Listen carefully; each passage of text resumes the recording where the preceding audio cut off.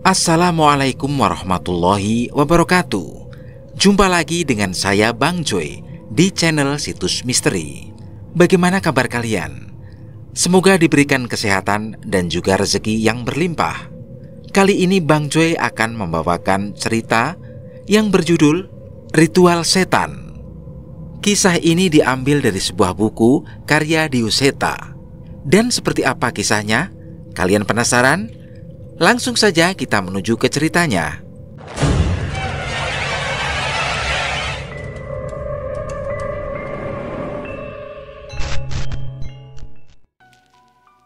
Seorang perempuan melambaikan tangannya kepadaku dari luar cafe shop. Aku tidak menyangka ia bisa mengenaliku bahkan di pertemuan pertama kami ini. Senyumnya yang ramah membuatku dengan mudah merasa akrab dengannya.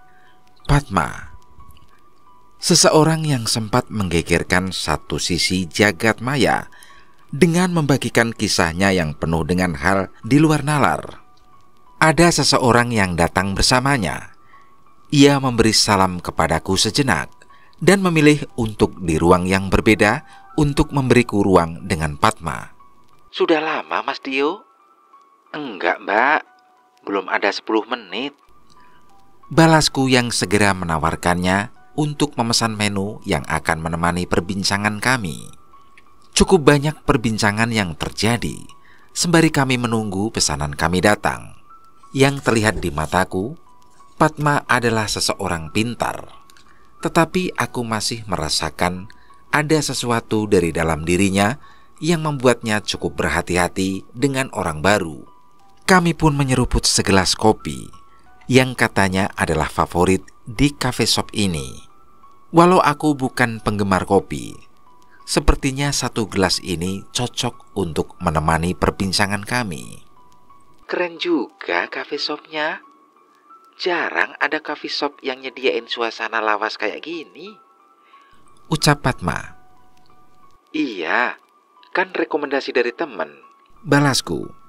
Padma menikmati suasana tempat ini sembari memperhatikan beberapa perabotan di tempat ini.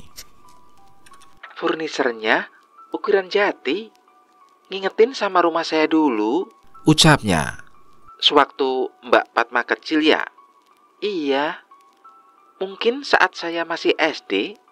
Aku menduga bahwa cerita itu terjadi saat ayah Padma masih dalam kondisi kaya dan serba berkecukupan. Aku pun mulai penasaran dengan keadaan keluarga Padma saat itu. Oh ya, saya izin untuk merekam percakapan ini. Apa Mbak Padma nggak keberatan? Aku mencoba meminta izin dulu di awal untuk mengabadikan perbincangan ini. Oh, boleh mas, nggak apa-apa, ucap Padma sembari memberi kode jempol di tangannya. Nanti sekiranya ada yang tidak berkenan, tinggal bilang saja, biar saya cut, ucapku. Oke mas. Aku pun melanjutkan perbincangan kami yang terpotong. Padma tertarik dengan furniture lawas di cafe shop ini. Mungkin saja masa kecil Padma memiliki kenangan dengan benda-benda serupa. Memangnya sewaktu kecil kondisi keluarga Mbak Padma gimana? Tanyaku. Kita mulai dari mana ya? Kondisi kami saat itu mungkin adalah kondisi yang hingga sekarang sulit untuk kami dapati kembali. Rumah tingkat, mobil pribadi, asisten rumah tangga, kami punya itu semua. Dan semua hal itu kami miliki di zaman yang bahkan televisi saja masih merupakan barang mewah, cerita Padma.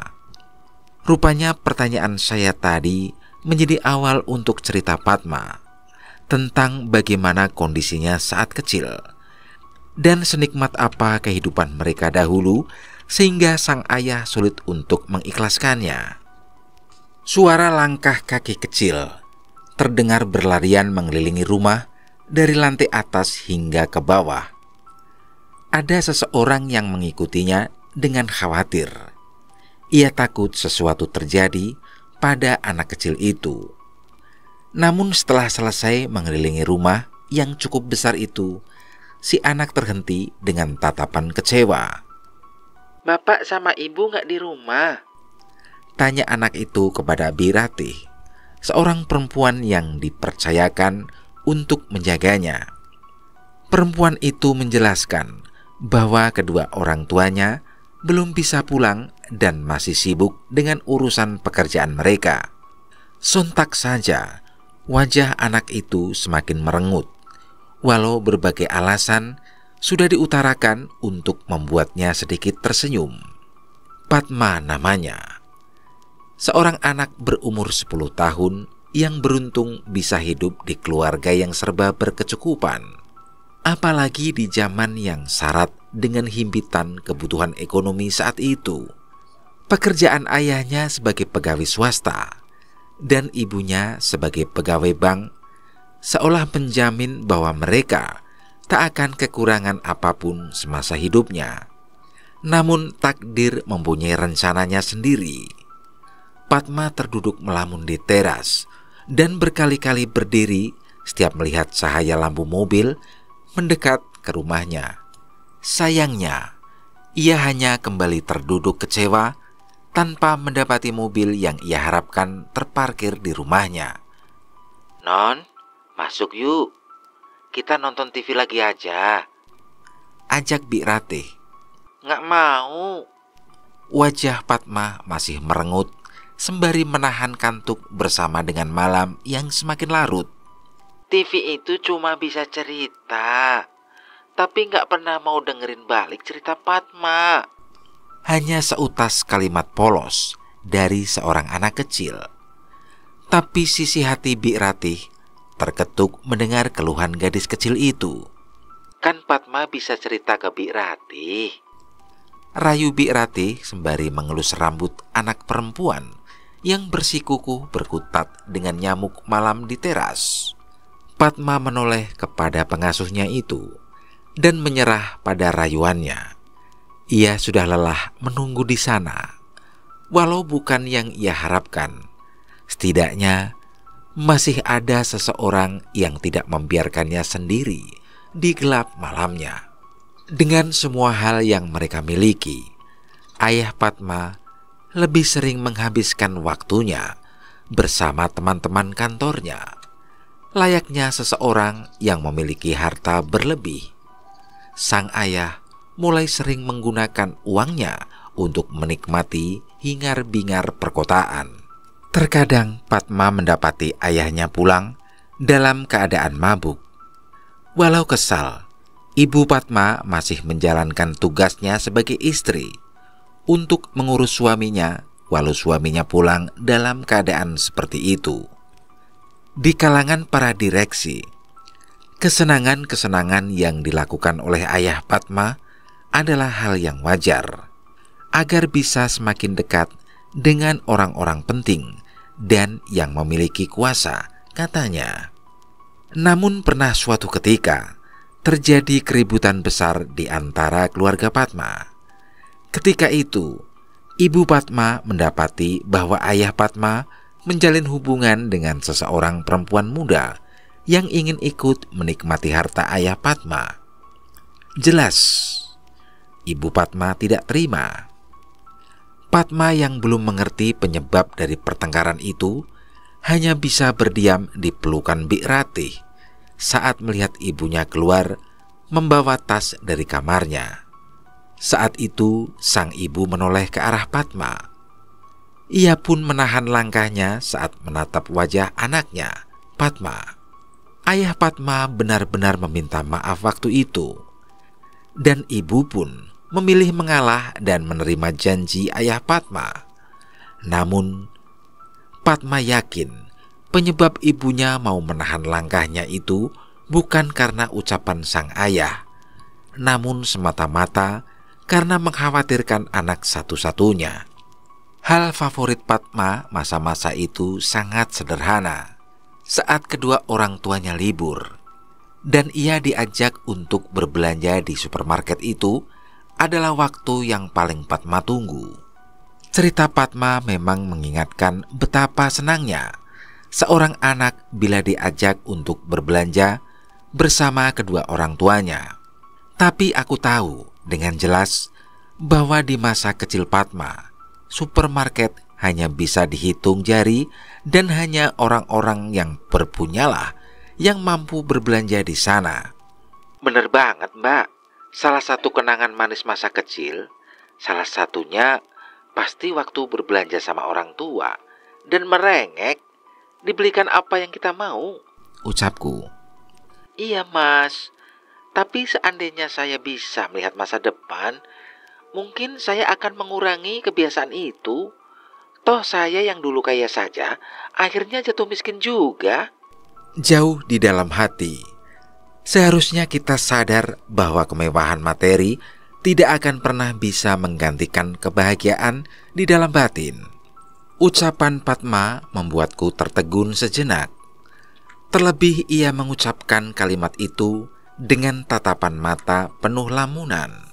Aku menduga di kepalanya sedang terputar kembali memori tentang masa itu. Pasti ada lebih dari satu penyebab yang menyebabkan jatuhnya keluarga Mbak Padma, kan? Tanyaku. Enggak juga. Justru hampir semua orang juga merasakan hal yang membuat keluargaku jatuh miskin. Umur kita enggak jauh beda, kan, Mas? Harusnya Mas Dio juga ngalamin. Jawab Padma. Aku mencoba mengingat lagi kejadian apa yang bisa membalikkan perekonomian seseorang dalam waktu singkat. Dan itu dialami oleh generasi kami. Untuk membahas pandemi, itu terlalu dekat. Aku ingat saat aku kecil, ada satu kejadian besar yang membuat negeri ini berada dalam kondisi darurat. Aku hanya tidak menyangka bahwa keadaan itu menjadi titik balik yang mengubah kehidupan keluarga Padma. Padma mengintip dari balik meja, menyaksikan ayah dan ibunya yang tengah membereskan beberapa berkas dengan terburu-buru. Padma, jangan keluar-keluar dulu ya. Kunci pintu dan jangan dibukain kalau nggak kenal. Pesan ibu Padma sebelum meninggalkan rumah. Pesan serupa juga diucapkan kepada Bi Ratih. Padma hanya menerima perintah itu bulat-bulat, tanpa tahu apa yang sedang terjadi di luar sana. Yang ia tahu, orang-orang dewasa saat ini sedang cemas. Peristiwa penembakan terhadap 4 orang mahasiswa yang tengah berdemonstrasi memicu amarah ikatan mahasiswa. Hal ini memicu tuntutan yang meminta pemimpin negara untuk bertanggung jawab dan turun dari jabatannya. Bi Ratih mengecilkan radionya saat mengetahui Padma tengah ikut mendengarkan siaran tersebut. Ia tidak ingin Padma ikut cemas mendengar berita-berita yang seharusnya tidak ia dengar. Sayangnya, semakin hari keadaan semakin mencemaskan. Tidak ada yang menyangka sebuah pemerintahan yang bertahan berpuluh-puluh tahun bisa porak-poranda begitu saja tanpa terelakkan. Mata uang melemah, ribuan usaha gulung tikar, dan kondisi seseorang bisa terbalik begitu saja dalam waktu yang singkat. Keluarga Padma jelas terdampak dengan situasi ini. Mendadak ayah Padma mendapat surat pemberitahuan PHK massal, dan bank tempat ibu Padma bekerja menunggu giliran untuk dilikuidasi. Kalau biasanya Padma melihat ayahnya pulang dengan wajah yang lelah, kali ini ia melihat ayahnya pulang dengan wajah yang memerah, seolah menahan emosinya. Ingin sekali Padma menyapa ayahnya, tetapi ia terlalu takut. Tubuhnya gemetar melihat ayahnya yang tiba-tiba berteriak mengumpat satu kata kasar yang tidak pernah Padma dengar sama sekali dari mulut ayahnya. Anjing! Tak berselang beberapa hari setelahnya, Padma melihat ibunya tengah terduduk di meja makan sembari menahan tangis. Ia berpikir seharusnya ayahnya ada di sana untuk menenangkan ibunya. Tapi tidak.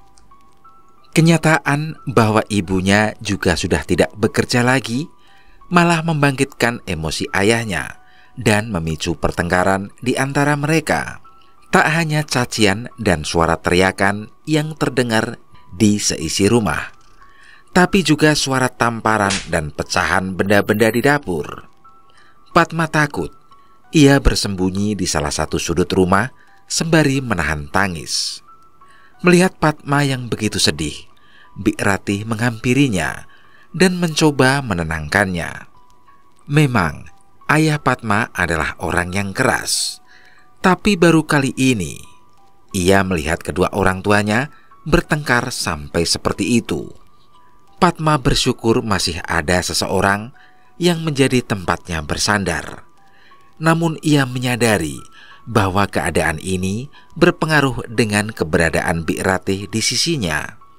Dan benar saja, tak lama kemudian kedua orang tua Padma memutuskan untuk memberhentikan Bik Ratih. Keuangan mereka sudah tidak cukup untuk membayar seorang asisten rumah tangga lagi.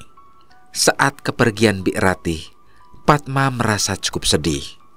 Namun keberadaan kedua orang tua Padma yang kini lebih banyak di rumah memberinya harapan untuk tidak lagi merasa kesepian. Namun takdir hidup ternyata tidak seindah itu. Keadaan yang tidak membaik membuat kedua orang tuanya semakin sering bertengkar. Saat itu, Padma selalu merindukan keberadaan Bik Ratih. Tanpa keberadaannya, ia hanya bisa meringkuk sendiri di salah satu sudut rumah seorang diri di tengah pertengkaran itu. Tragedi yang terjadi pada zaman itu memang memberi pukulan keras pada cukup banyak kalangan masyarakat. Namun sebesar apa perubahan yang dialami oleh keluarga Padma hingga bisa menjadi awal dari tragedi yang diceritakan ini? Mas tahu nggak tentang majalah atau buku berjudul misteri, tafsir mimpi atau sejenisnya? Tanya Padma yang mengingatkanku pada majalah-majalah dengan covernya berpaduan antara sosok menyeramkan dan model seksi. Jelas tahu, Mbak. Yang kadang ada di TTS berhadiah kan? Balasku. Nah, dulu Bapak langganan itu. Awalnya aku kira cuma bacaan iseng Bapak. Sampai suatu saat aku nemuin Bapak mulai mengoleksi uang asma dan beberapa mustika seperti yang terpampang di halaman depan majalah itu. Cerita Padma. Jatuhnya perekonomian saat itu memang membuat beberapa orang ingin mencari cara singkat untuk memperbaiki keadaan mereka dengan cepat. Tapi benda-benda itu akhirnya bermanfaat, Mbak? Tanyaku. Padma menggeleng sembari menyeruput coklat panas yang sudah tersaji di depannya. Enggak lah, Mas. Aku juga heran. Kenapa Bapak bisa percaya begitu? Tapi di luar hal itu ada satu hal yang sebenarnya hampir menolong keadaan kami. Ungkap Padma. Tidak ada yang abadi di dunia ini. Walau begitu, masih ada hal yang bisa bertahan sangat lama. Tapi aku pastikan, itu bukanlah harta dan kekayaan. Perbincangan aku dan Padma seolah menjadi mesin waktu yang membawa kami ke zaman dulu yang sangat menyenangkan untukku. Sayangnya tidak untuk Padma. Miris sekali. Aku melihat majalah-majalah itu setiap naik bus kota atau di tukang koran di pinggir jalan. Saat itu aku hanya menertawakannya saja dan nggak menyangka kalau ada yang benar-benar mempraktekkan isi majalah itu. Ungkapku.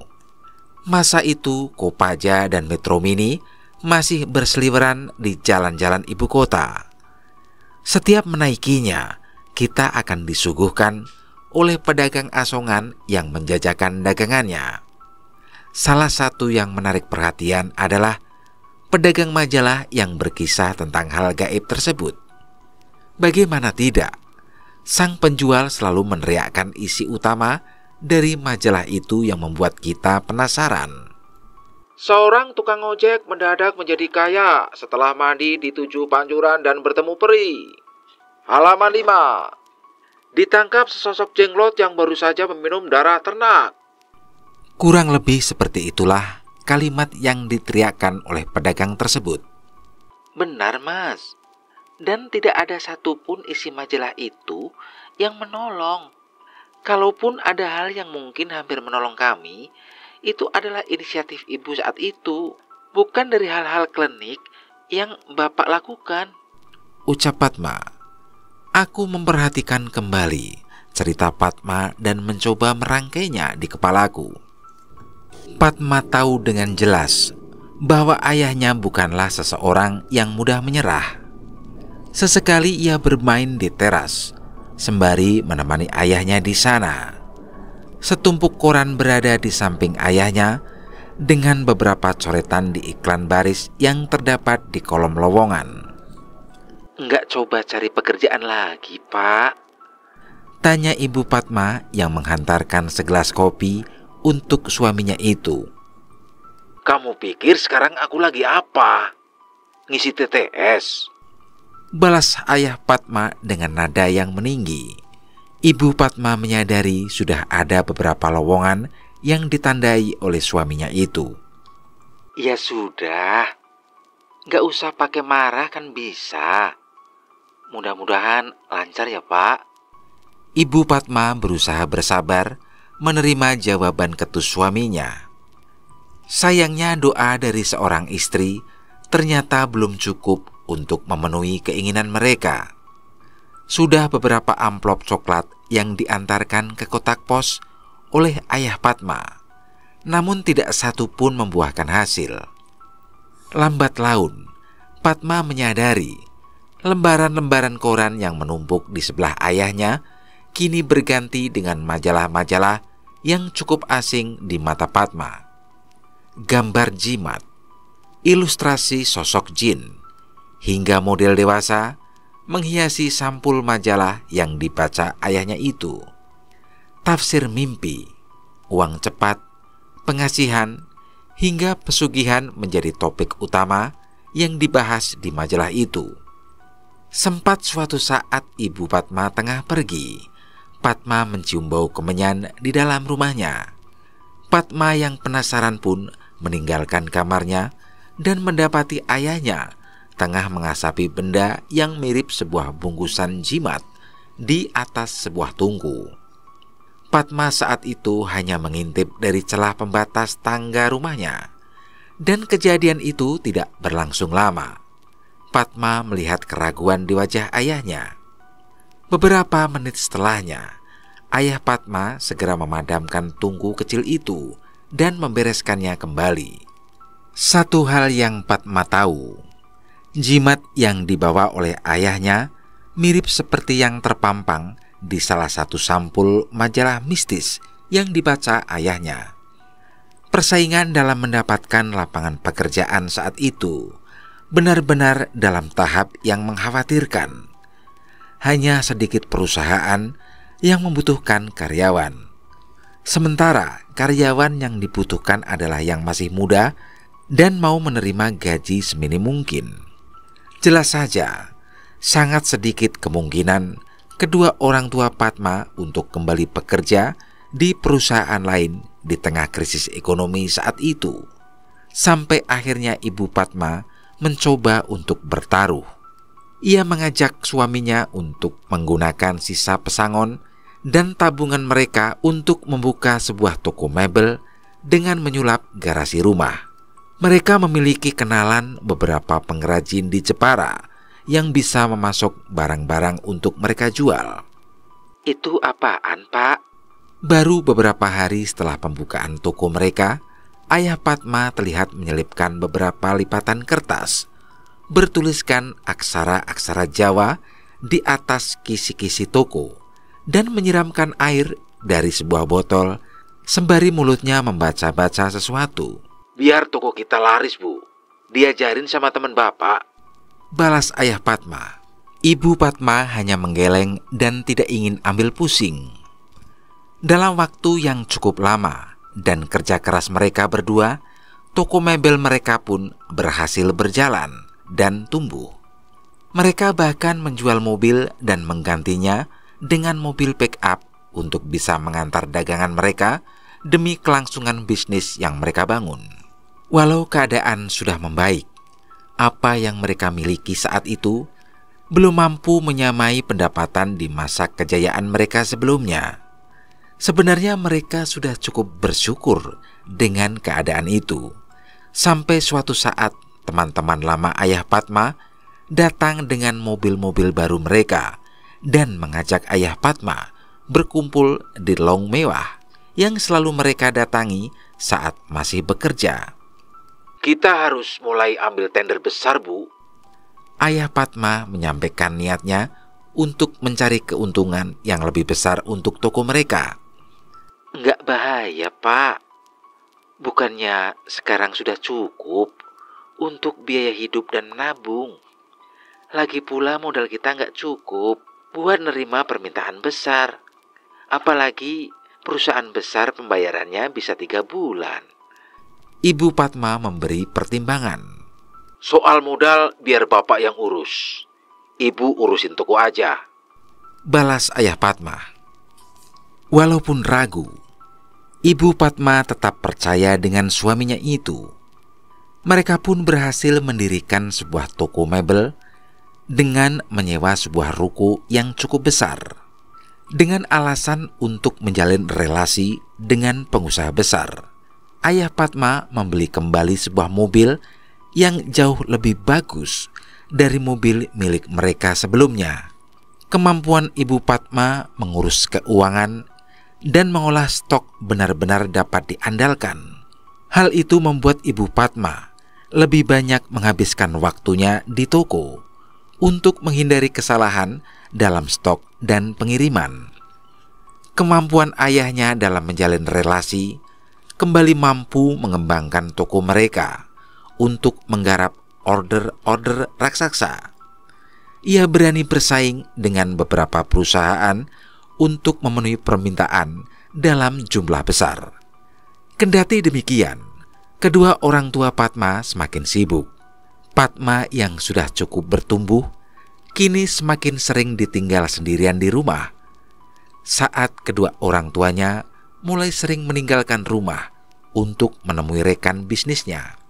Perkembangan usaha kedua orang tua Padma ternyata bukan semata-mata pencapaian yang baik.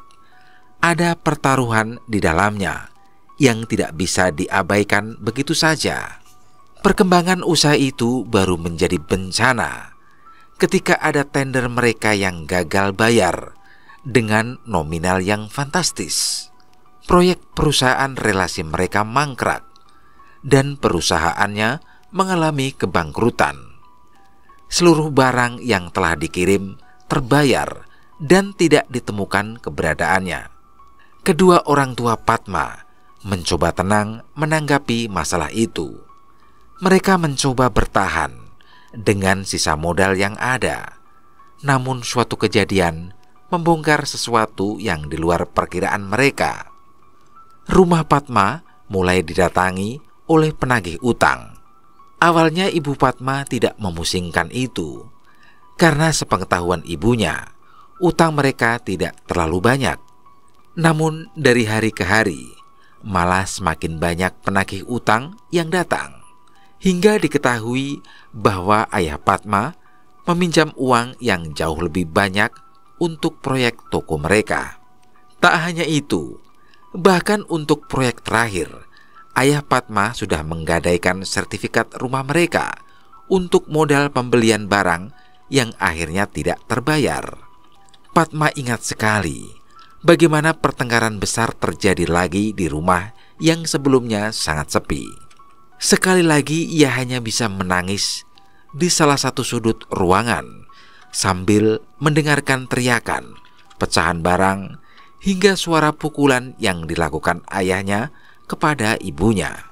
Kalau bukan gara-gara ide kamu ngebuka toko seperti ini, kita masih punya uang pesangon, tabungan, mobil kita juga nggak akan dijual. Ayah Padma melampiaskan semua masalah ini pada Ibu Padma. Bukan itu masalahnya. Harusnya semua itu cukup. Terima apa yang ada dan nggak perlu pinjam uang kemana-mana. Jadi salahku. Aku meminjam uang untuk perkembangan bisnis itu salahku.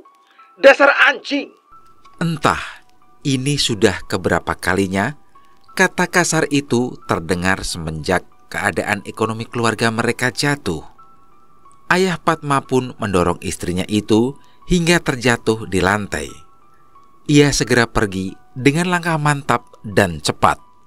Ketika suara pintu depan rumah terbanting, barulah Padma berani menemui ibunya yang tengah terduduk sembari menangis di sudut kamarnya. Walau Padma sudah sedikit tumbuh, ia masih sama sekali tidak mengerti tentang apa yang harus ia lakukan untuk menghadapi keadaan itu. Ia hanya bisa ikut menangis sembari menggenggam erat lengan ibunya yang masih tidak mampu menahan air matanya. Bagaimanapun, kedua orang tua Padma mencari cara. Mereka tidak menemukan jalan keluar untuk situasi ini. Tanpa modal yang cukup, toko mereka pun harus gulung tikar. Sementara itu, mereka harus membayar utang-utang yang jelas hampir tidak mungkin untuk mereka bayar dalam keadaan seperti ini. Bu, sekolah sudah nanyain uang sekolah lagi, ucap Padma yang dititipi pesan oleh gurunya saat itu. Sabar ya nak, nanti kalau emas ibu sudah kejual, kita lunasin tunggakannya, jawab ibu Padma yang mengharapkan satu-satunya perhiasan peninggalan orang tuanya itu bisa terjual dengan harga yang baik. Padma saat itu hanya bisa bersabar dan terus menahan rasa malu saat gurunya selalu mengingatkan tentang tagihan uang sekolahnya. Dan pada suatu titik, akhirnya seluruh harta yang mereka miliki pun habis. Hanya ada satu pilihan yang tersisa saat itu, membiarkan rumah mereka disita oleh bank dan pindah ke satu-satunya rumah orang tua ibu Padma di salah satu desa terpencil di Jawa Tengah, rumah si Mbah. Untuk seorang anak yang masih duduk di sekolah dasar, ditinggal sendirian di rumah sudah pasti bukan hal yang menyenangkan. Terlebih rumah Padma terhitung besar untuk seorang anak kecil yang ditinggal sendirian. Waktu masih ada Bik Ratih, rumah itu masih terasa cukup tenang. Setidaknya aku selalu tahu ada orang lain di rumah. Padma mencoba menjelaskan perasaannya saat itu. Tapi kalau bosan bisa main ke tetangga yang dekat kan? Tanyaku. Depok di zaman dulu nggak kayak sekarang, Mas. Tempat saya masih bisa dibilang cukup desa, yang mana masih ada jarak dari rumah satu ke rumah lainnya, balasnya. Benar ucapan Padma. Wilayah pinggiran Jakarta saat itu belum seberkembang saat ini. Aku membayangkan rumah sebesar 2 lantai dengan halaman yang cukup luas. Dari situ aku bisa membayangkan di zaman itu penghuninya pasti jarang bersosialisasi dengan sekitarnya. Pasti benar-benar bosan ya. Apalagi zaman itu hiburan cuma televisi dan radio. Tanyaku. Bukan bosan lagi, Mas. Aku malah sempet ngebayangin yang aneh-aneh. Balas Padma. Aneh-aneh gimana? Pas lagi tidur, tiba-tiba kebangun sendiri sama suara langkah kaki seseorang. Kadang terdengar suara bapak dan ibu sudah pulang. Tapi saat aku datangi ternyata masih tidak ada siapapun di rumah. Jelas Padma. Mendengar cerita itu, aku merasakan bahwa keanehan itu mungkin saja adalah wujud dari kesepian Padma saat itu. Terkadang saya berdoa agar orang tua saya tidak sibuk dan bisa dekat dengan saya. Tapi setelah terwujud, saya malah berpikir, apakah permintaan saya itu benar atau salah? Ucap Padma. Aku mengernyitkan dahi mendengar pernyataan itu. Aku menduga ada maksud di balik ucapan itu.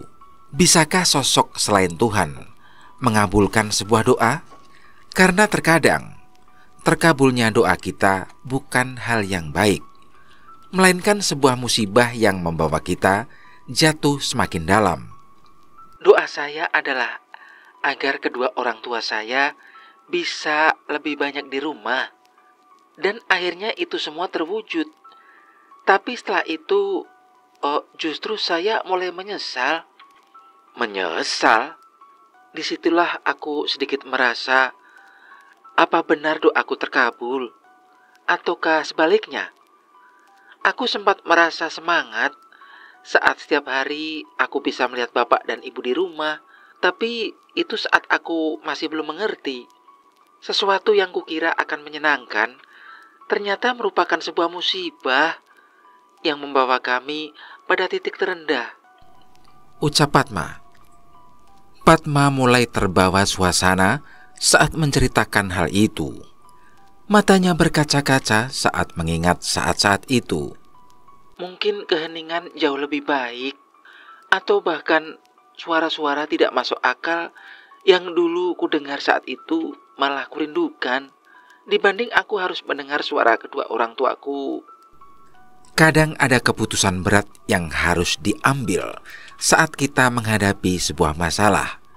Namun tidak semua orang mampu menerima perubahan yang terjadi setelahnya. Banyak hal yang terjadi yang membuat kami sampai jauh di titik yang tidak kami duga. Mau tidak mau, kami harus menjalani itu semua. Tapi saya selalu teringat dengan pedoman ibu, bahwa bukankah hidup itu adalah perjuangan yang harus kita perjuangkan. Suara-suara yang muncul di rumah yang kosong kadang membuatku takut. Tapi untuk kali ini aku lebih berharap mendengar suara-suara aneh itu dibanding harus mendengar suara kedua orang tuaku. Padma merobek selembar kertas dan pulpen dari tasnya. Ia menggambarkan sebuah denah rumah yang benar-benar sederhana. Tidak ada tembok yang memisahkan antar ruangan. Hanya ada sekat-sekat yang menutupi kamar. Kalau menoleh ke atas, bisa kelihatan langsung genteng rumah yang disangga dengan kayu-kayu penyangga. Cerita Padma. Aku membayangkan rumah-rumah di kampung zaman dulu yang masih memakai gedek atau dinding dari anyaman bambu yang pasti tidak bisa menutupi kamar dengan rapat. Kalau aku pasti nggak bakal betah tinggal di rumah begini, Mbak. Apalagi pasti susah ngedapetin ruang privasi. Ucapku. Jangankan mikir kamar untuk sendiri dan ruang privasi, orang pintu kamar aja nggak ada.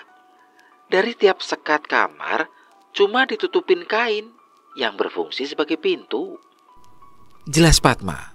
Listrik?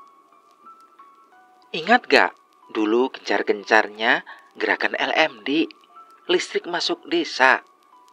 Nah, beruntung rumah Simbah kebagian. Tapi itu pun hanya cukup untuk beberapa bolam kuning yang nyala hanya saat malam saja. Aku menghela nafas sembari mengingat rumah mbahku di zaman dulu sebelum dibangun. Persis seperti yang digambarkan Padma. Sayangnya Padma juga menceritakan rumah itu hanya dihuni oleh si Mbah seorang. Sehingga walau sudah sedikit direnovasi, rumah itu masih yang paling kumuh di antara warga desa lainnya. Aku sudah membayangkan seberapa sulit kalian beradaptasi. Balasku. Sulit sekali. Zaman ibu masih kecil dulu, mungkin rumah itu masih dianggap layak. Tapi kalau di zaman sekarang, jenis bangunan seperti ini lebih banyak digunakan untuk kandang kambing. Padma menggambarkan separah apa rumah yang mereka tempati. Beberapa pasang mata mengikuti keluarga Padma yang tengah melintasi rumah-rumah di desa yang akan mereka tinggali. Sebagian warga desa berusaha mengingat wajah ibu Padma yang terasa tidak asing di mata mereka. Tentu saja saat itu gaya berpakaian keluarga Padma yang masih identik dengan gaya perkotaan menjadi pusat perhatian. Kita akan ngebangun semuanya lagi di sini, ucap ibu Padma sembari menunjukkan sebuah rumah yang jauh dari kata sederhana. Di hadapan Padma hanya berdiri sebuah rumah kayu tua dengan sedikit tanah yang tersisa sebagai halamannya. Ya ampun, Dek. Capek ya. Rumah sudah Mbah beresin. Tapi ya seadanya ya. Mbah sudah gampang capek. Ucap Mbah menyambut kami di rumah. Iya, Mbah. Nanti biar kami yang lanjutin. Mbah istirahat saja. Balas Ibu Padma. Padma memasuki rumah itu dan mendapati ruangan dengan sedikit sekat. Saat menoleh ke atas, ia langsung dapat melihat kayu penyangga genting tanpa adanya plafon rumah. Kita tinggal di sini sampai kapan, Bu?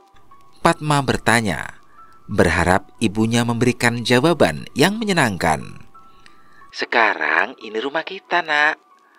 Kita banyak berdoa ya, supaya bisa dapat rezeki yang banyak dan membeli rumah lagi. Balas Ibu Padma. Padma ingin mengeluh, tetapi mata ibunya yang berkaca-kaca membuatnya menahan perasaannya dan mencoba menerima apapun yang ada di hadapannya. Sementara itu, ayah Padma hanya meletakkan barang-barang dan pergi begitu saja dengan membawa rasa kecewanya. Di desa itu nyenengin kok, Dek. Nanti Mbah ajak jalan-jalan ya. Si Mbah mencoba menghibur Padma. Mendengar hal itu, Padma menjadi punya sedikit harapan untuk tidak lagi kesepian seperti sebelumnya. Memulai dari nol tidaklah mudah. Ibu Padma harus bangun pagi untuk memasak, dan setelahnya membantu warga desa yang sedang panen untuk mendapatkan sedikit rupiah. Sementara ayah Padma ikut membantu bekerja di sawah, salah satu juragan bersama warga desa lainnya. Namun kegiatan sehari-hari warga desa yang terlihat mudah, ternyata sangat sulit dilakukan oleh ayah Padma. Ia selalu pulang dengan emosi karena kelelahan dan bayaran yang tidak seberapa. Sebenarnya, ayah Padma sudah mencoba pekerjaan lain yang tidak terlalu membutuhkan tenaga fisik, seperti mengantar sayur ke pasar ataupun mencari pakan ternak. Namun ia merasa bahwa dirinya sangat tidak pantas dengan bayaran sekecil itu. Ayah Padma selalu berkata bahwa ia ingin mencari cara agar bisa kembali ke jenjang hidup seperti sebelumnya. Padma dan ibunya menganggap itu sebagai sebuah rasa optimis dan berusaha mendukungnya. Yo pro kanca dolanan ning jaba. Padang bulan padange kaya rina. Rembulane sing awe-awe. Elingake aja padha turu sore. Kehidupan di desa ternyata tidak seburuk yang Padma perkirakan. Beradaptasi dengan keadaan ekonomi mereka saat ini memang tidak mudah, tetapi menyesuaikan diri dengan warga desa yang ramah dan teman-teman seumurannya menjadi hal yang menyenangkan untuk Padma. Siapa sangka daun pohon mahoni yang kering bisa berputar melayang bila dijatuhkan. Siapa sangka rumput ilalang yang panjang bisa menjadi mainan tembak-tembakan. Semua pengalaman itu Padma dapati saat tumbuh di desa. Sediaku ya. Teriak seorang teman Padma yang mengangkat karet gelang yang diuntai membentuk sebuah tali panjang bersama teman pasangannya. Padma pun berlari dan melompat setinggi-tingginya untuk melewati tali tersebut. Wah, keren lompatan kamu, Padma. Puji salah seorang temannya. Iya kan? Kamu juga yang ngajarin caranya. Balas Padma memuji temannya.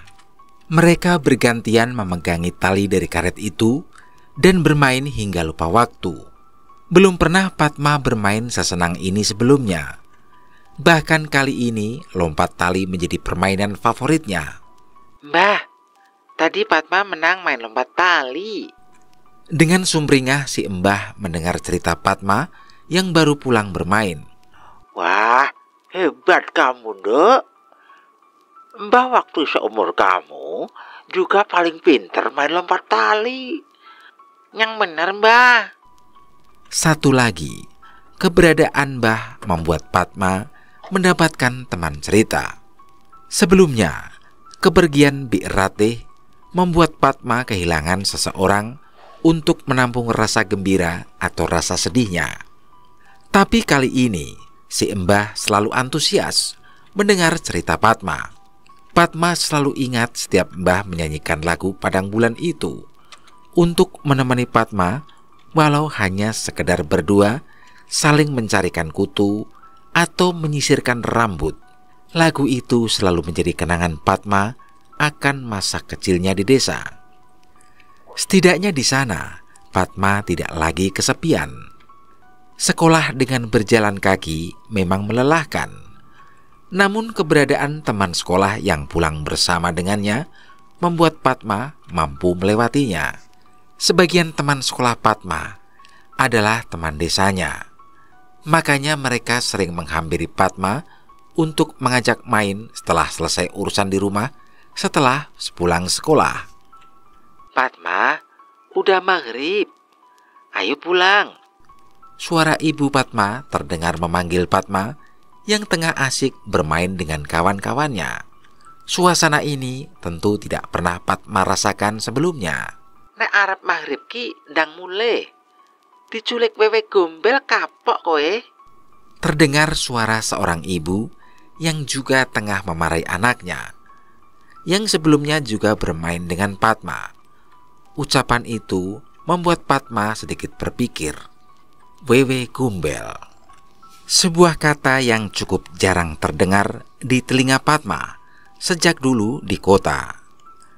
Awalnya Padma menertawakannya, tetapi saat ia mulai menatap langit yang memerah dan merasakan suasana desa yang semakin sepi, ada perasaan yang menggambarkan seolah sosok itu akan benar-benar datang.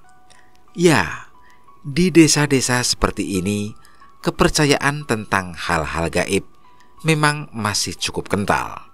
Tradisi dan budaya leluhur yang diturunkan juga sejalan dengan itu. Tapi Padma tidak mau ambil pusing mengenai hal itu. Sayangnya, ada tradisi yang seharusnya tidak perlu mereka ketahui di desa ini tentang kebiasaan bapak-bapak yang sudah mengakar di sana. Pernah dengar cerita tentang sabung ayam? Untuk yang belum tahu, sabung ayam adalah salah satu jenis judi dengan cara mempertarungkan 2 ekor ayam jago unggulan.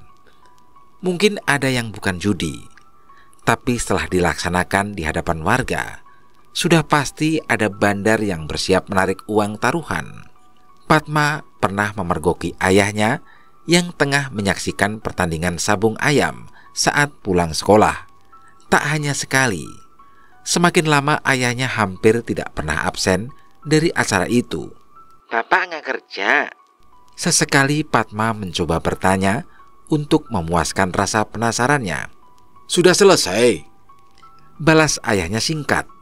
Padma tidak yakin dengan jawaban itu. Ayahnya menjawab dengan cepat tanpa memandang matanya sedikit pun. Padma ingin menceritakan tentang hal ini kepada ibunya. Namun ia takut bila ia bercerita mungkin saja akan terjadi lagi pertengkaran di antara kedua orang tuanya. Pak, beras habis. Sekali lagi, Padma mendengar ibunya mengeluh pada ayahnya. Ia meminta uang untuk membeli kebutuhan dapur. Beli pakai duitmu dulu. Balas ayah Padma singkat. Habis, Pak. Udah berapa minggu nggak ada yang minta tolong nandur atau panen. Ibu udah nggak ada pegangan. Keluh ibu Padma. Namun bukannya menjawab keluh ibu Padma dengan baik. Emosi ayah Padma malah meninggi. Padma mendengar suara meja makan digebrak dengan keras sebagai jawaban atas keluhan ibunya itu. Itu udah tahu kan? Lagi paceklik. Ngapain pakai minta-minta? Terus kita makannya gimana, Pak? Tak mau berdebat lebih jauh, ayah Padma memilih untuk keluar meninggalkan rumah tanpa sepatah kata pun. Sekali lagi Padma melihat ibunya melamun di meja dapur tanpa tahu harus berbuat apa. Beruntung mereka menanam pohon singkong di sisi belakang rumah mereka. Sebuah tanaman yang dianggap ajaib oleh Padma saat itu. Singkongnya bisa diolah jadi berbagai jenis makanan, dan daunnya pun bisa disayur. Saat benar-benar tidak ada uang untuk membeli kebutuhan memasak, pohon singkong itu selalu menjadi penyelamat untuk mereka bertahan hidup.